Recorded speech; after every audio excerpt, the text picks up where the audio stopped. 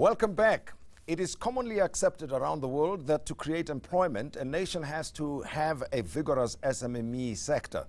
It can even be said that the big multinationals of today were once one man or two women shows that grew on the strength of support, attributes of founders, and the right product or service at the right time. Researchers around the world say an enabling environment and culture are keys to success.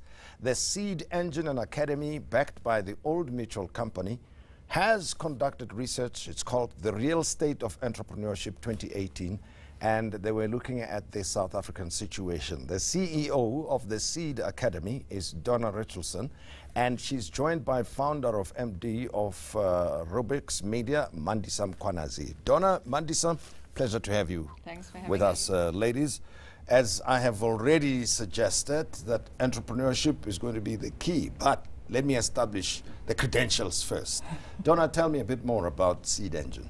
So Seed Engine is an organization focused on creating inclusion in the South African economy through entrepreneurship.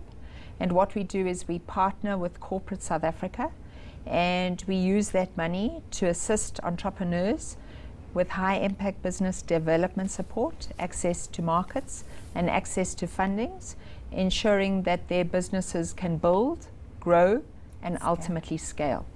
That's basically what you do. And Old Mutual said, go and find out certain things for us, right? And we'll talk about the study that you have conducted 4 times already?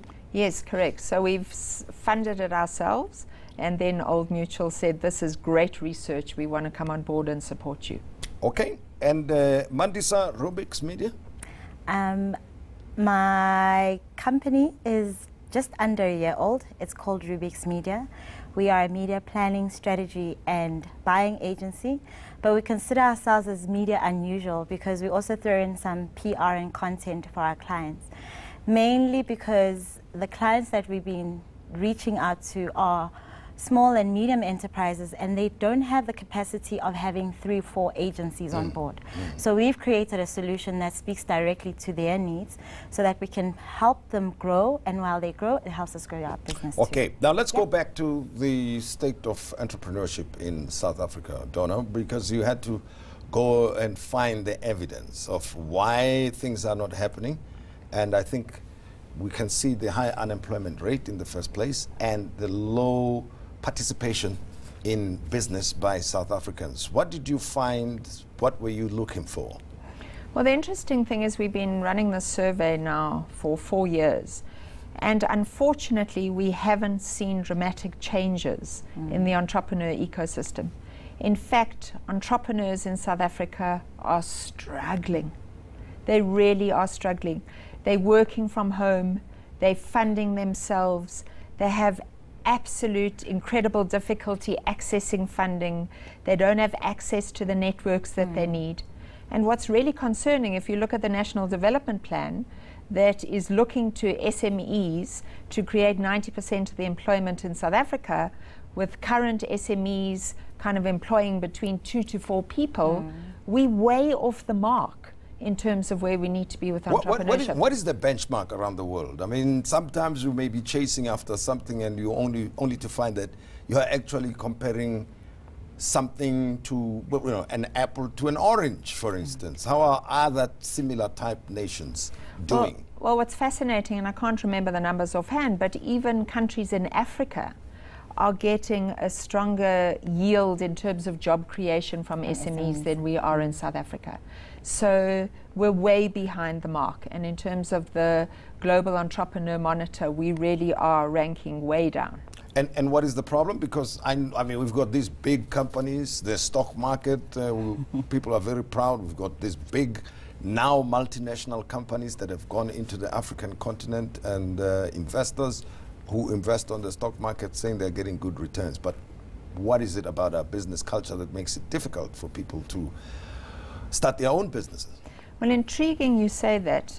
Capitalists for Growth did a survey, and apparently there's 2.6 billion rand that corporates need to spend in the context of developing small business, QSEs and EMEs. I think there's a few major issues based on our understanding. The one is the ecosystem is very fragmented. Everybody kind of operates in silos. Another key problem is that there's a key disconnect between government policy and the support framework for entrepreneurs. If you're an entrepreneur, you firstly don't know what's available to you as an entrepreneur, and then you don't know where to go. And then when you do find somewhere to go, the systems are so complex and difficult that you just think, I just give up. Well, I've had the experience, I'm sure you have, Mandisa, as well. So what was the key constraint or struggle for you? I think in my journey, and it's a conversation I had with Donna earlier, is that prior to Rubik's, I had a business with another partner of mine. And on the back of what Donna is saying, you find a program that seems like it's just what you need for your business. But it's not suited for the needs that you have in your business. It's almost a one-size-fits-all. And I tend to feel that corporates just want to tick the box, but they're not trying to reach me in my business where I need the impact the most. The program that we were on was more of a 6-week academic course, and I come from corporate.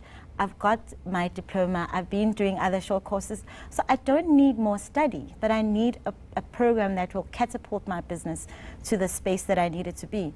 But the problem is, as mentioned, everyone is trying to tick a box. People are finding a program that they think works and they're just reapplying it, but it's not reaching the entrepreneurs where they need the real impact in their business. Well, we've got skills development levy, for instance, but we also have got development enterprise as one of the key requirements for transformation in the country. So one would have thought that almost to a company, of all the established companies, they've got SMMEs that they can showcase, that they brag about and say, you want to know enterprise development and see how it works?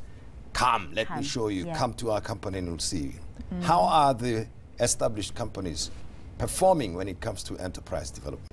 So look, I think there's some corporates that are really doing well. And the reason why they do well is they've been doing it for ages because they understand that a diversified supply chain is going to benefit their business. I get very nervous talking this BEE stuff actually, because diversification brings richness, diversification on your board, diversification in terms of your kinds of suppliers. But there are some that are really struggling. I mean, in terms of the new codes, corporates have to spend 3% of net profit after tax on enterprise and supplier development, and many are struggling. Why? There's legacy issues. They've had untransformed suppliers that they've engaged with for many, many years. The business is comfortable. They don't want to compromise their supply chain. So often you have a procurement head who's kind of, very strict on the quality and the compliance and the standards and very comfortable with kind of who's being used.